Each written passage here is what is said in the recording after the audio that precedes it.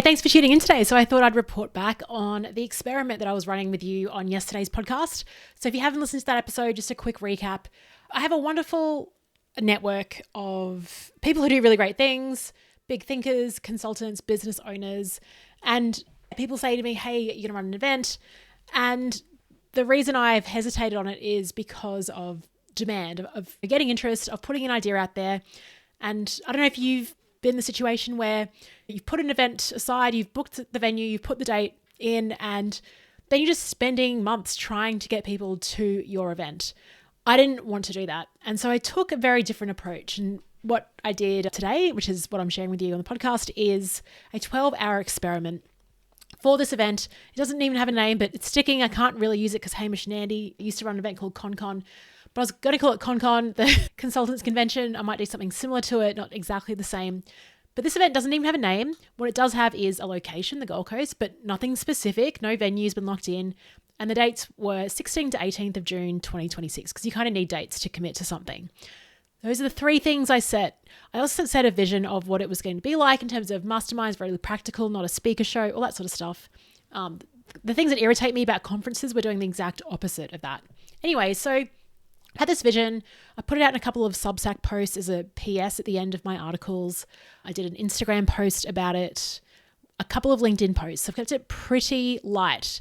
And the reason behind that is because I figured if I want to validate an idea, I really shouldn't have to sell it to people. Like if I publish daily on this podcast, I do my weekly Substack, I have a community, I've got a book, an email list. Like if I can't attract interest from those people that are already, connected to me and sort of buy into what I do, then we've got a problem, right? But so you got to validate it. And it's very easy to, when you cast an idea for people to be like, oh, I love that idea, it's great.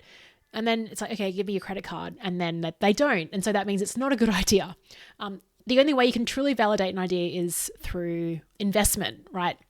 And so yesterday I thought, all right, we're going to kick this off 12 hours, kicks off at 8 o'clock in the morning. My goal is to cap this at 50 people. And if we get 15 people signed up in 12 hours, I'm going to pursue the event and we'll go for it. If we get 14 people or less, the idea is canned. So there's a really low risk. I can do it through Stripe, and Stripe has a pending thing. So it doesn't actually even go into your bank account for quite a few days. So that's a good thing. You can just instantly refund people. Very seamless way to test it out. All right. So I wake up this morning and I'm so excited about this. I did take the self-flying camera out yesterday and did one video for Instagram Reels, repurposed it for LinkedIn, just letting people know about the waitlist. The waitlist itself only had 78 people on it, so definitely more than 50. But I wanted to share that with you because I think often we think, oh, to sell out an event, I need this huge waitlist or an email list. You don't. And what's interesting is I didn't actually send this 12-hour test to my main email list, which is thousands of people, because I want to reward people that jump in, saw the idea. I didn't want to have to chase people. And the beauty of today is that I haven't chased anyone. And tickets went on sale at 8 o'clock in the morning. At 8:21 a.m., we'd sold 15 tickets. Woohoo! So at 8:21, I got to chill out and be like, all right, cool, the event is on. And now I can start imagining it and thinking of venues and things like that. As I'm recording now, it's at 2:10 p.m. in the afternoon. I've sold 31 out of 50 tickets. So only 19 tickets remain.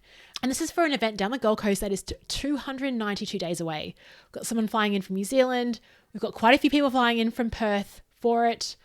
Totally smashed it out of the park. This exceeded expectations. And I'm also actually kind of scared now because if people have missed out, I guess once you hear there's only 19 tickets left, I'll do my live stream this evening. I'm sure there's some people this afternoon that will pick up tickets as well. That's it. Game over. And I guess there'll be FOMO as well. So this is the best place to be in. I should be running a ton more events, but it's really because of the burden that it takes to drive, to market it, to get people to register. It's really difficult to do that. There's a lot of events, people are kind of flippant with their time and it's hard to commit. Plus the investment, there's so many different things that it takes to do this. I want to share behind the scenes of what I actually thought about to do this. And the first, fundamental thing that I thought about is who does the event benefit? And obviously, it does benefit the host, but the host has also got the weight of carrying it, of selling it, of taking on all the risk, right? In terms of will we get enough people, putting their cash on the line. But the people who really benefit from going to an event are the guests, are the attendees. Like, it's for you. Obviously, like, it'd be great. I'm thrilled to be doing it, but it's actually shared benefit in terms of running the event. It's not like you run an event and the host gets 100% of the wins. It's like, no. If you run an event well, everyone there will get a return, a benefit. And so I started to think, well, why then is the event host the only person that has 100% of the risk? Shouldn't the risk be shared among people who come along? And when I started thinking about this new question, I thought, right, how am I going to share that risk? Let's operate this event like a Kickstarter campaign. Let's truly validate it. And that led me to the path of then thinking of this idea. I was originally thinking 24 hours, but then I'm like, no, that's too long. We need to contain it. Why do people need that long, like 12 hours? Surely there's like 2 minutes within your day that you can jump on and buy a ticket if you know ahead of time that this is happening. Or you can assign someone else to buy the ticket on your behalf. So yes, that's what happened a few weeks ago. Something about the 3-week build-up. I put that in, just the idea, got people on the wait list. And yeah, I actually didn't make a concerted effort to market this more broadly. Yes, that was one thing. The other thing, and Robert Cialdini talks about this in Influence, but this bit around scarcity. Now, there's fake scarcity out there. So this is when you jump onto a website and they've got like this deadline, countdown timer, and you kind of know it's fake that if you joined with a different device the next day, the deadline would reset. And I didn't want to create fake scarcity. I wanted to create actual real scarcity because it does actually motivate people to take action and to commit it and to prioritize it. And I mentioned this on yesterday's podcast when people said, well, what if you hit 50 on the day? Are you going to expand it? Absolutely not, because the whole point of this is that it is scarce, that seats will be hotly contested, and it's a status move to actually take the action and be in that room. So while it's hard because you think, oh, I'd love to have, obviously more people, the better. I think in this situation for this group, we're going to be sharing secrets. We're going to be sharing how we price. We're going to be sharing all of this stuff. You don't really want huge numbers in that room. And I want everyone to sort of connect with each other and actually have deeper connections. And so 50 people is a great number for that. On the invite letter for the sales page, which I created in Luma, the ticket was actually called I'm a bold action taker. And so people could buy that. Then they could also see that at 8:01 p.m. tonight, that ticket automatically increases by $500. So there's also scarcity baked into that. If you don't buy it now, this is the most affordable it's going to be before it goes up. There's a great feature in Luma where it actually shows you who else is going. And after tonight, I'm going to switch that on so people can see who else is there. But I switched it off permanently because I wanted to create mystery around the numbers today. I want people talking about it. And it's been fun. I've had so many people message me like, how are you going with numbers? And there's a lot of excitement. It's created its own energy. Because I didn't want like basically 15 people to book in and then other people like, all right, I can relax now.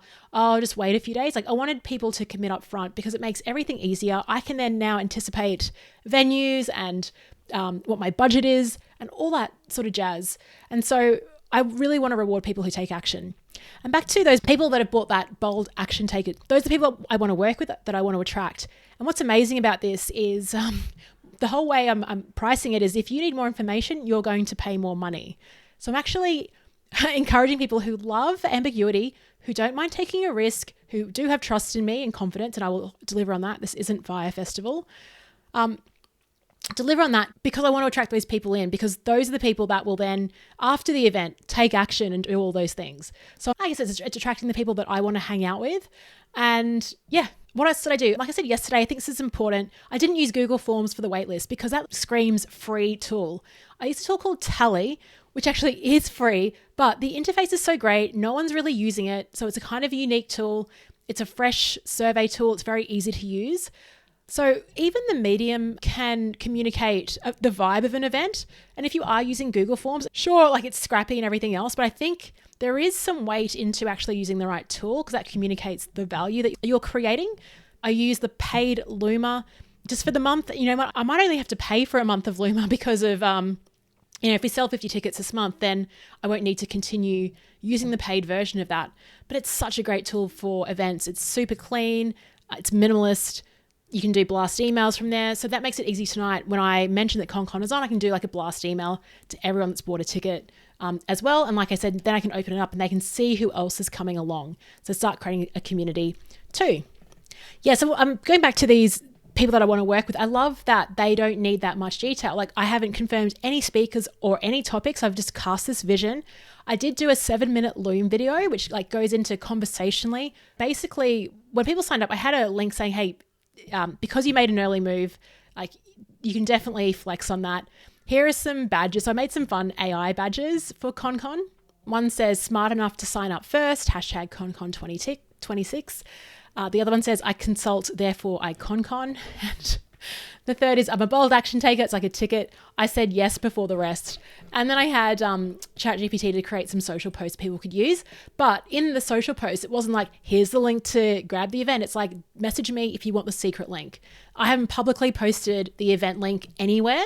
It's still like get to the waitlist or send me a direct message because, again, that it creates a bit of friction for someone, but also it signals intent, which I think is important too. Like I said, I didn't want to push this on anyone. I really want it to be pulled. I was saying that I've been wild on Instagram today, just sharing all the exciting comments I'm getting from people and just really lovely, posts about it, reshares, all that sort of stuff. People are really excited. The caliber of people we've attracted to this is next level.